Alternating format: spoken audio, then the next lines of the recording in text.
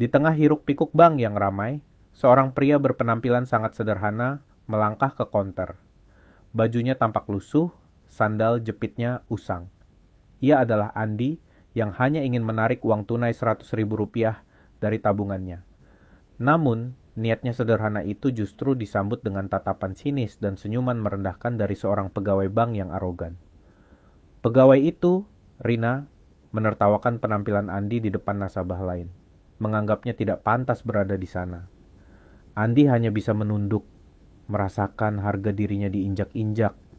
Ia terbiasa dengan pandangan sebelah mata, namun hinaan di tempat yang seharusnya melayani semua kalangan ini terasa sangat menyakitkan. Siapa sangka, di balik kesederhanaan Andi, tersimpan sebuah fakta yang akan membuat Rina dan semua orang yang meremehkannya terdiam membisu. Sebuah kejutan besar menanti yang akan mengubah pandangan mereka selamanya. Inilah kisah Andi. Di sebuah perkampungan padat di pinggiran kota Jatim, hiduplah seorang pria paruh baya bernama Andi. Ia bekerja serabutan dari menjadi tukang parkir hingga membantu membersihkan warung makan kecil. Penghasilannya tidak seberapa, namun ia selalu berusaha mencukupkan diri. Andi dikenal sebagai sosok yang jujur, pekerja keras, dan selalu membantu sesama yang membutuhkan. Meskipun hidupnya sederhana, ia memiliki hati yang mulia dan tidak pernah iri dengan kemewahan orang lain. Baginya, kebahagiaan terletak pada ketenangan hati dan hubungan baik dengan sesama. Bertahun-tahun, Andi menabung sedikit demi sedikit dari hasil kerjanya. Ia memiliki sebuah rekening tabungan sederhana di bank yang cukup terkenal di kotanya. Uang itu ia sisihkan untuk keperluan tak terduga atau untuk membantu keluarga di kampung halaman. Hari itu, Andi membutuhkan uang tunai Rp100.000 untuk membeli obat neneknya yang sedang sakit di desa. Jumlah itu mungkin kecil bagi sebagian orang, namun sangat berarti bagi Andi dan keluarganya. Dengan mengenakan kemeja lusuh kesayangannya yang sudah beberapa kali dijahit, dan sandal jepit yang sudah menemani langkahnya bertahun-tahun, Andi bergegas menuju bank terdekat. Ia berharap proses penarikan uangnya berjalan lancar dan cepat. Sesampainya di bank, Andi mengambil nomor antrean untuk teller. Ia duduk dengan sabar di kursi tunggu, memperhatikan lalu lalang nasabah lain yang berpakaian lebih rapi dan tampak lebih berada darinya. Andi tidak merasa minder, ia hanya fokus pada tujuannya. Setelah beberapa saat, nomor antrean Andi dipanggil. Ia berjalan menuju konter teller dengan langkah sedikit ragu. Di sana, seorang wanita muda berparas cantik namun berekspresi dingin menyambutnya dengan tatapan datar. Wanita itu bernama Rina. Rina adalah seorang pegawai bank yang dikenal arogan dan seringkali memandang rendah nasabah yang berpenampilan sederhana. Ia lebih suka melayani nasabah-nasabah prioritas atau mereka yang memiliki transaksi besar. Ketika Andi menyerahkan buku tabungan dan slip penarikan Rp100.000, Rina menatapnya dari ujung rambut hingga kaki dengan tatapan jijik yang tidak bisa disembunyikannya. Senyum sinis mulai terlihat di sudut bibirnya. Andi merasa tidak nyaman dengan tatapan itu, namun ia berusaha tetap sopan. "Selamat siang, Mbak. Saya mau tarik uang tunai Rp100.000, ucap Andi dengan suara pelan namun jelas. Rina menerima buku tabungan dan slip penarikan dengan gerakan malas. Ia mengetik sesuatu di komputernya dengan ekspresi tidak senang. Kemudian ia kembali menatap Andi dengan tatapan merendahkan. "Hanya 100.000?" tanya Rina dengan nada mengejek. Suaranya cukup keras sehingga beberapa nasabah di dekat konter ikut menoleh ke arah mereka. Andi merasa pipinya mulai memanas. "Iya, Mbak. Hanya itu yang saya butuhkan," jawab Andi, berusaha mempertahankan ketenangannya meskipun hatinya mulai terasa tidak enak. Rina mendengus sinis. "Anda yakin mau repot-repot datang ke bank hanya untuk menarik uang 100.000? Uang segitu kan kecil sekali. Di ATM juga bisa, kalau punya kartu ATM," sindir Rina dengan senyuman meremehkan. Andi terdiam sejenak. Ia memang tidak memiliki kartu ATM. Selama ini, ia selalu melakukan transaksi langsung di teller karena merasa lebih aman. Namun, ia tidak menyangka akan diperlakukan seperti ini hanya karena jumlah uang yang tidak besar. Beberapa nasabah di sekitar konter mulai berbisik-bisik dan menatap Andi dengan rasa ingin tahu, dan beberapa di antaranya dengan tatapan merendahkan yang sama seperti Rina. Andi semakin merasa malu dan tidak nyaman. "Saya tidak punya kartu ATM, Mbak," jawab Andi akhirnya. Suaranya terdengar sedikit bergetar. Ia menundukkan kepalanya, tidak berani menatap wajah arogan pegawai bank itu. Rina tertawa kecil, suaranya dibuat-buat. "Oh, tidak punya ATM? Pantas saja. Zaman sekarang masih ada saja orang yang tidak punya ATM. Kemana saja selama ini?" Ejek Rina membuat beberapa nasabah lain ikut tersenyum sinis. Andi merasakan hinaan itu menusuk hatinya. Ia merasa dipermalukan di depan banyak orang hanya karena penampilannya yang sederhana dan jumlah uang yang ingin ia tarik tidak besar.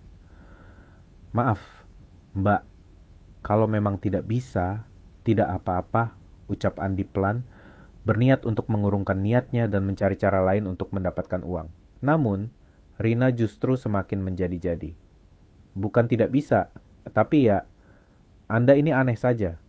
Datang ke bank bagus-bagus hanya untuk tarik 100.000. Penampilan juga seperti..." "Ah, sudahlah." Rina menghentikan kalimatnya, namun tatapan dan senyumannya jelas menunjukkan penghinaan. Rina kemudian menghitung uang 100.000 dengan gerakan malas, dan melemparnya begitu saja ke arah Andi. Uang itu jatuh berserakan di atas meja konter. Andi terkejut dan semakin merasa dipermalukan. Ia segera memungut uangnya dengan tangan gemetar, sementara Rina dan beberapa nasabah lain tertawa sinis melihatnya. Setelah memungut uangnya, Andi segera memasukkannya ke dalam dompet lusuhnya. Ia tidak mengatakan sepatah kata pun lagi kepada Rina. Hatinya terlalu sakit dan kecewa dengan perlakuan yang baru saja ia terima. Dengan langkah gontai dan perasaan hancur, Andi meninggalkan konter teller itu. Ia berjalan keluar dari bank dengan kepala tertunduk, berusaha menahan air mata yang hampir menetes. Di luar bank, Andi menarik napas dalam-dalam, mencoba menenangkan diri. Ia tidak menyangka akan diperlakukan serendah itu hanya karena penampilannya yang sederhana dan keinginannya menarik uang dalam jumlah kecil. Kejadian penghinaan yang dialami Andi di konter teller itu tidak luput dari perhatian beberapa nasabah lain yang sedang mengantre atau melakukan transaksi di dekat sana. Salah satunya adalah seorang pria paruh baya berpakaian rapi yang berdiri tidak jauh dari konter Rina. Pria itu bernama Pak Wijaya, seorang pengusaha sukses yang kebetulan sedang melakukan transaksi di bank tersebut. Ia melihat dengan jelas bagaimana Rina memperlakukan Andi dengan arogan dan merendahkan hanya karena penampilannya. Pak Wijaya merasa geram melihat perlakuan tidak pantas dari pegawai bank itu terhadap seorang nasabah. Siapapun dia, baginya semua nasabah berhak mendapatkan pelayanan yang baik dan hormat, tanpa memandang status sosial atau penampilan. Ia melihat bagaimana Andi menunduk malu dan pergi dengan langkah lesu setelah dihina dan dipermalukan oleh Rina. Pak Wijaya merasa iba dan marah dalam hati. Ia tidak habis pikir, masih ada saja pegawai bank yang bersikap seperti itu. Setelah transaksinya selesai, Pak Wijaya tidak langsung pergi. Ia menghampiri meja customer service dan menyampaikan keluhannya mengenai perlakuan tidak sopan dari teller bernama Rina terhadap seorang nasabah yang hanya ingin menarik uang 100.000 rupiah. Petugas customer service yang mendengar keluhan Pak Wijaya tampak terkejut dan meminta maaf atas kejadian tersebut. Ia berjanji akan menyampaikan laporan ini kepada atasan Rina dan menindaklanjutinya sesuai dengan prosedur yang berlaku. Sementara itu, Rina masih terlihat santai di konternya, melayani nasabah lain dengan senyuman dibuat-buat. Ia sama sekali tidak menyadari bahwa perbuatannya telah dilihat dan dilaporkan oleh nasabah lain. Rina merasa puas karena telah memberi pelajaran kepada nasabah yang menurutnya tidak selevel dengan bank tempat ia bekerja. Ia menganggap dirinya berhak bersikap seperti itu terhadap orang-orang yang berpenampilan sederhana. Namun, di balik kesombongannya, Rina tidak menyadari bahwa tindakannya itu telah mencoreng citra bank dan berpotensi merugikan dirinya sendiri di kemudian hari. Di sisi lain, Andi berjalan dengan langkah semakin gontai. Perasaan malu dan kecewa masih menggelayuti hatinya. Ia tidak menyangka akan diperlakukan seperti itu di sebuah lembaga keuangan yang seharusnya memberikan pelayanan kepada masyarakat luas. Andi berpikir, mungkin memang benar kata orang. Orang miskin seperti dirinya tidak pantas berada di tempat-tempat seperti bank. Pikiran itu semakin membuatnya merasa kecil dan tidak berharga. Namun, di tengah kesedihannya, Andi berusaha untuk tetap tegar. Ia ingat pesan neneknya untuk selalu sabar dan tidak membalas kejahatan dengan kejahatan. Ia mencoba untuk mengikhlaskan kejadian yang baru saja menimpanya. Meskipun begitu, rasa sakit dan kekecewaan itu tetap membekas di hatinya. Ia berharap tidak ada lagi orang lain yang mengalami perlakuan serupa hanya karena penampilan atau status sosial mereka. Tanpa Andi sadari, langkahnya membawanya menuju sebuah tempat yang tidak jauh dari bank tersebut. Sebuah kantor sederhana dengan papan nama yang agak pudar, Yayasan Amal Setia Hati. Tempat di mana Andi selama ini menjadi donatur tetap, menyisihkan sebagian kecil penghasilannya untuk membantu orang lain yang lebih membutuhkan. Andi melangkah masuk ke kantor Yayasan Amal Setia Hati dengan wajah murung. Ia disambut dengan senyuman hangat oleh Pak Budi, pengelola yayasan yang sudah lama mengenalnya.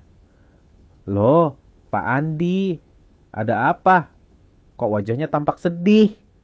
tanya Pak Budi dengan nada khawatir melihat ekspresi Andi yang tidak biasanya. Andi mencoba tersenyum tipis. "Tidak apa-apa Pak Budi, hanya sedikit kurang enak badan," jawab Andi berbohong. Ia tidak ingin menceritakan kejadian di bank karena merasa malu. Pak Budi tidak sepenuhnya percaya, namun ia tidak memaksa Andi untuk bercerita. Ia tahu Andi adalah orang yang tertutup dan tidak suka membebankan masalahnya kepada orang lain. Andi kemudian menyampaikan maksud kedatangannya. Ia ingin memberikan donasi bulanan seperti biasa. Ia mengeluarkan uang 100.000 rupiah yang baru saja ditariknya dari bank dan menyerahkannya kepada Pak Budi. Pak Budi menerima uang itu dengan senang hati dan mengucapkan terima kasih yang sebesar-besarnya kepada Andi atas kebaikan hatinya yang tidak pernah berhenti meskipun hidup dalam kesederhanaan. Apa yang tidak diketahui oleh Rina dan para nasabah lain di bank, serta bahkan Pak Budi di yayasan, adalah identitas Andi yang sebenarnya. Andi bukanlah sekadar pekerja serabutan biasa. Andi adalah Andi Wijaya, seorang pengusaha sukses di bidang properti yang memiliki banyak aset dan dikenal sebagai seorang filantropis yang dermawan namun sangat rendah hati. Ia sengaja menyembunyikan identitas aslinya dan memilih hidup sederhana karena ingin merasakan langsung kehidupan masyarakat biasa dan tidak ingin dikenal karena kekayaannya. Ia ingin membantu sesama dengan tulus, bukan karena status atau citra. Tabungan sederhana Andi di bank tempat ia dihina itu sebenarnya hanyalah salah satu dari sekian banyak rekeningnya.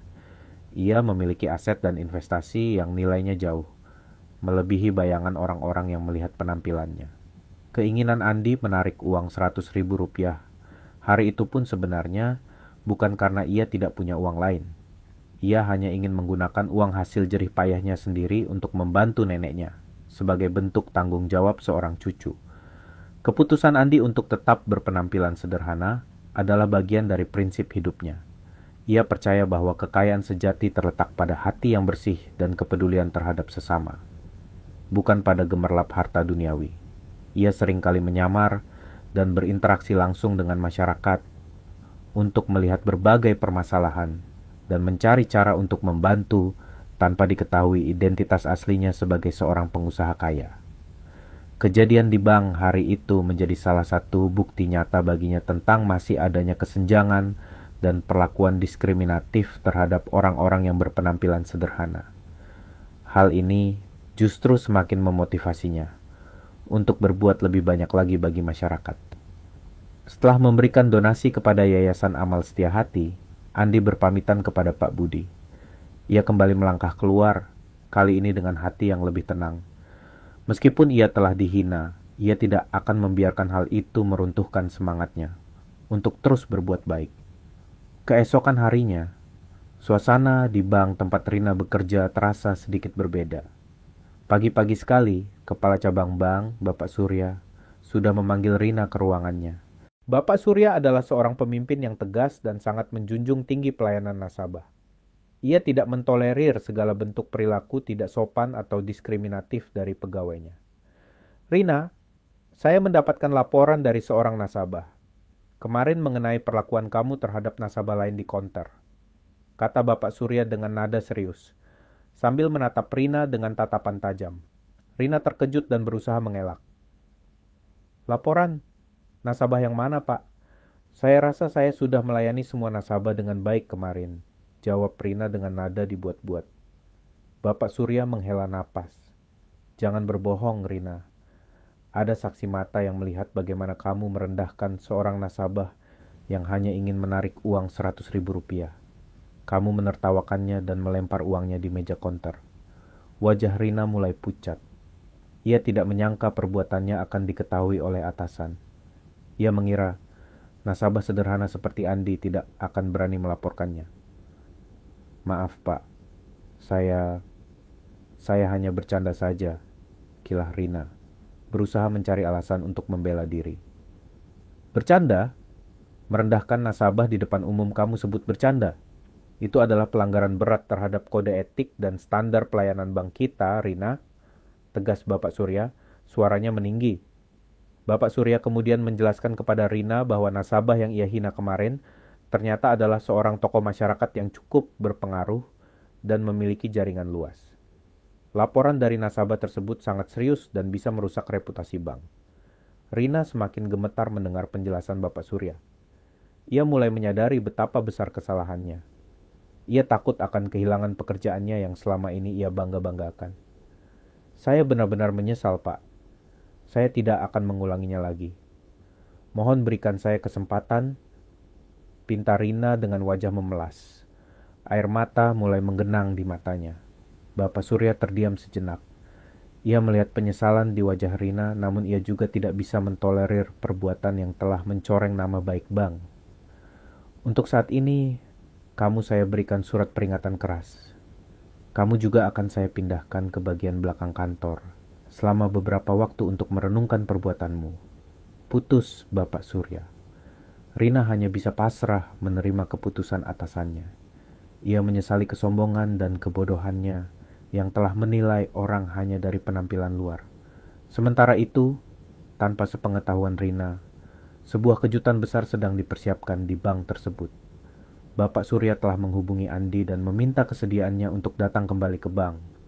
Beberapa hari kemudian Andi kembali datang ke bank. Kali ini, ia menerima sambutan yang sangat berbeda. Bapak Surya sendiri yang menyambutnya di pintu masuk dengan senyuman hangat dan penuh hormat. Selamat datang kembali Bapak Andi, sapa Bapak Surya dengan ramah, membuat Andi sedikit terkejut dengan perubahan sikap yang begitu drastis. Andi hanya tersenyum canggung. Selamat siang Pak Surya, jawab Andi dengan nada bingung. Bapak Surya kemudian mengajak Andi masuk ke ruangannya. Di sana, sudah menunggu beberapa staf bank, termasuk Rina yang tampak sangat gugup dan menundukkan kepalanya. Bapak Andi, saya ingin menyampaikan permohonan maaf yang sebesar-besarnya atas kejadian tidak menyenangkan yang Bapak alami beberapa hari lalu, kata Bapak Surya dengan tulus. Rina kemudian maju perlahan dan dengan suara bergetar mengucapkan permintaan maafnya kepada Andi. Maafkan saya, Bapak. Saya benar-benar menyesal atas perbuatan saya yang tidak sopan dan merendahkan Bapak. Andi melihat ketulusan di mata Rina. Meskipun ia sempat sakit hati, ia adalah orang yang pemaaf. Saya sudah memaafkan Mbak Rina. Semoga kejadian ini bisa menjadi pelajaran bagi kita semua, jawab Andi dengan bijak. Bapak Surya kemudian menjelaskan kepada Andi bahwa Rina telah mendapatkan sanksi atas perbuatannya dan sedang dalam masa pembinaan. Ia berharap Andi bersedia menerima permohonan maaf tersebut. Andi mengangguk. Ia tidak ingin menyimpan dendam. Baginya, yang terpenting adalah kejadian serupa tidak terulang lagi di kemudian hari. Kemudian, Bapak Surya menyampaikan sebuah kejutan yang membuat Andi terkejut.